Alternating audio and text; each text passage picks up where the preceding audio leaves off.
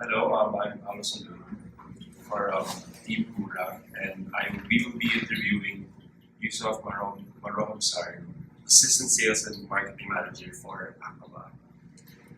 Alright, so our first question is, what is your mission and vision for AKABA? Okay, so context first.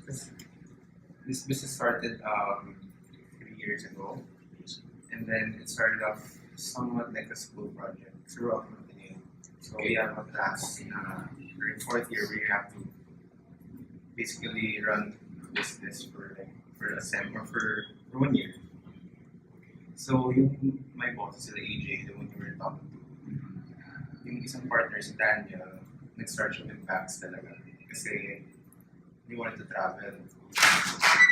And then they were closely kasi with GK. So may topic, yung Geekonomics, diba? We were closely with them. So, I'm sorry. from a simple idea of making bags,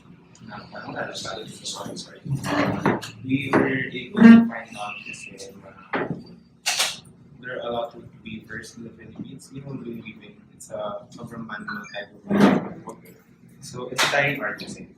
First of all, kasi they get paid really low.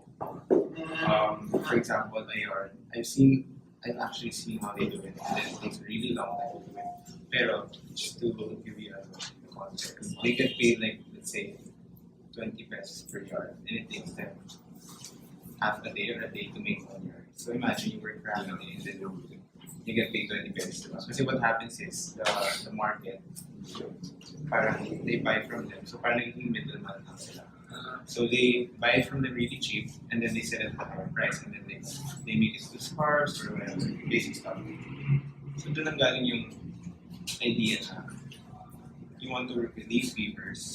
Ito na yung parang the mission is really to provide an equitable livelihood for them. Kasi nga diba binabarat sila.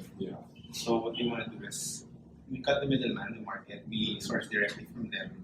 We train, kasi we work with weavers. So we use their textiles like this. We use their textiles and then incorporate them into our products. We mainly make bags. This is the really old one. We have new ones inside. So we work with them para their textiles we use for our products, bags, laptop sleeve, like this one. Okay, and we make it equitable for them. So what we do, dalawa kasi yan. We either build community as in from scratch. It's ours. We have to build communities, and then as I mentioned, so we build, we train them ourselves. We get weavers. We partner with already existing weaving communities, and then we like bring our community and the new one to them, and so we train sila doon. And then for livelihood. And then some of them never had job before, so we try to provide livelihood for them. And then so that's the build. And then second naman is support. So these are already existing weaving communities na are already funded by GK and everything. We support them. Like we come in, support them, we order from them. So the mission really is to provide an equitable livelihood for these people. Kasi it's really a dying art. And they've opted not to do it na kasi nga, they don't earn anything from it. Their science, it's really embedded in their culture and they could really make a lot of money from that, which we're trying to do.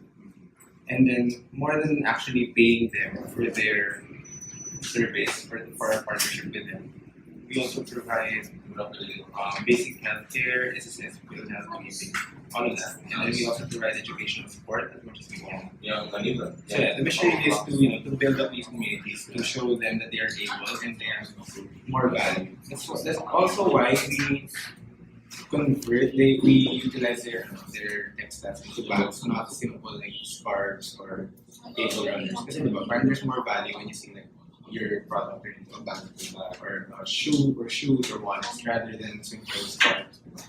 So we really try to instill in them that they have value, they have worth, they have value, and then they can actually work for themselves.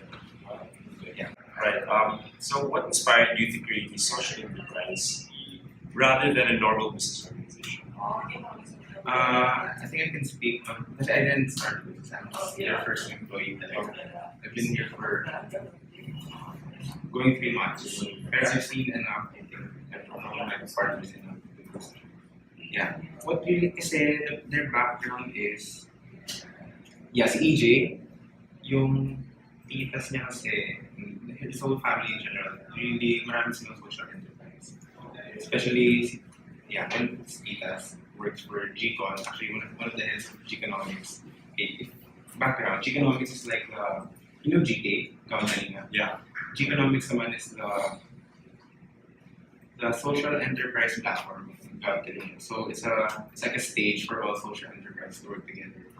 So yeah, parang there's that background of my partner. So the EJ and Daniel, there's already that background na they've been exposed to social entrepreneurship all their lives.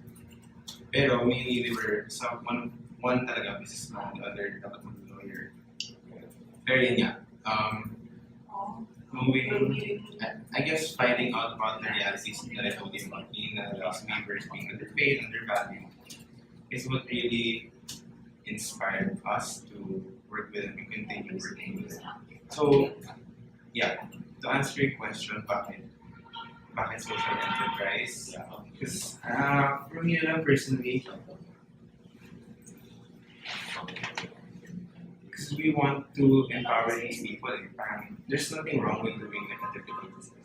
Pero I believe that we're in a position to do more than just the usual business. Not to take anything away from it. Because we actually run just like a conventional business would do things. Very there's the social aspect of it. Yeah, it's really important having the capacity to empower. And so making use of that. Yeah. Very nice.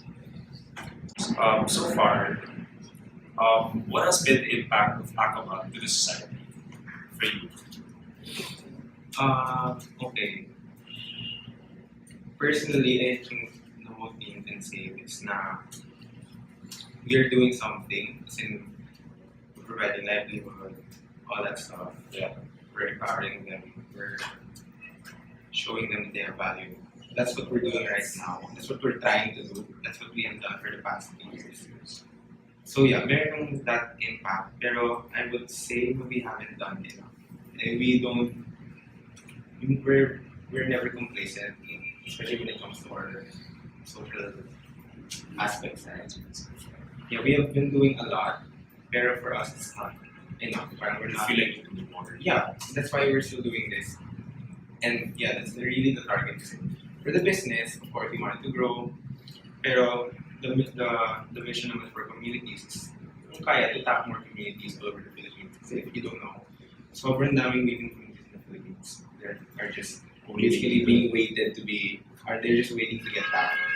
So that's our vision for like the following years to come. Yeah, that's my base. Yeah, kung that's kaya, go lang. So yeah, for now, we're doing our thing. We're very lively on that. Where the mission is really to do more, like to replicate that model to as much communities as we can. Yeah. Okay. According to you, and from what you see in AKABA, what are 3 main success factors to become a successful social entrepreneurs and make a positive change?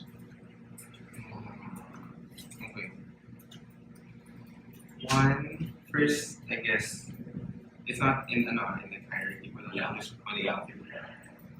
First one would be the actual business. Say in a social enterprise, there's always 2 sides. If you want to do it the right way, there's a business side, there's a social impact side. So, first one would be the actual business, yung growth ng business. If it grows, yung growth ng business would be one success measure. If a lot of people know more about it, the brand's equity and all that, syempre, cash flow and everything. You have to run like a business talaga, diba? So, if you meet our targets as a business, to grow and to expand all that, for a lot of people to know more about us, that's one success measure that we look at. And then, second would be, as I mentioned a while ago, social impact. Now, how much are we doing? How much people are we tapping? It's not really the number of people. It's really the quality of the help that we provide. So kung 5 lang sila or 10, actually right now we have like 110. We papers. Pero, yeah, for me, it's not really about the number. Kasi, if you want, just a little ano lang. Like, some of them quit kasi during the whole process. Kasi nga, they've already had this mentality na parang ayaw nila mag-work. So, you'll see this in every social entrepreneurship pressure. You'll see na as much as you want to help people, meron talagang mga tao na ayaw nilang tulungan sa sarili. So you can't really do anything about it. You can't force them. Yeah. So I wouldn't really look at the numbers. I would look at the quality of How you provide. the livelihood that we provide to them. So that's another. If we're able to help them as much as we can, not just them, their kids, everything, their communities, that's another success measure. Third would be, it's more of a mindset kind of thing kasi. Kasi when you say social enterprise, people think it's, for example, I present a case, sabihin ko gawa ito ng nanay sa Bayantas or whatever. That's how I market it, diba? Parang that's the conventional way. At least that's how we see things. That's how I saw things before coming here. Parang sabihin sa akin, gawa ito ng ganyan, bilhin mo na. And then kahit na it's pangit, diba? Parang it's not good quality. People buy it in the house. Pero what we're trying to change, not just us, also other social enterprises, we're trying to veer away from that mindset na you buy from a social enterprise kasi naawa ka sa mga tao, di ko tulungan nila.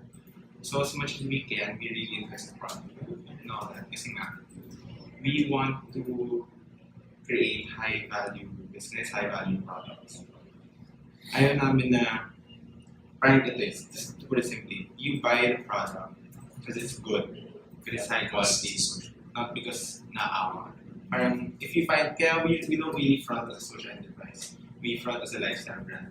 And then if people ask, okay, tell them about it. Pero we don't go around parading, oh, we're social enterprise, we're helping these people, these people. Kasi, I don't know, parang, if I tell you about reviewers and parang the whole paawa thing, our communities don't need that. But they don't need any more pity or whatever.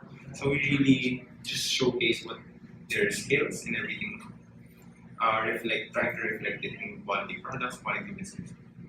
So yun yung third measure, if we're able to be a part of that group or that group of social entrepreneurs to change that mindset na, huy, huwag kayong magpaawa, parang make a legit business. Kasi in that way naman, you'll be able to still uplift the communities you're helping. You're actually giving them more value. Kasi for example, I'm a weaver, and then I weave this, and then I see AKABA or whatever social enterprise na, oh, they're so big na. Parang I feel the value of my work. So yeah. So you're really concentrating on the high value products. Yeah. Kasi asking people to buy through pity will only get to you so far, diba? But whereas if sobrang ganda ng brand equity nyo and everything, you run like a legit business, mas malaki yung potential for growth. That's definitely a positive change. Yeah.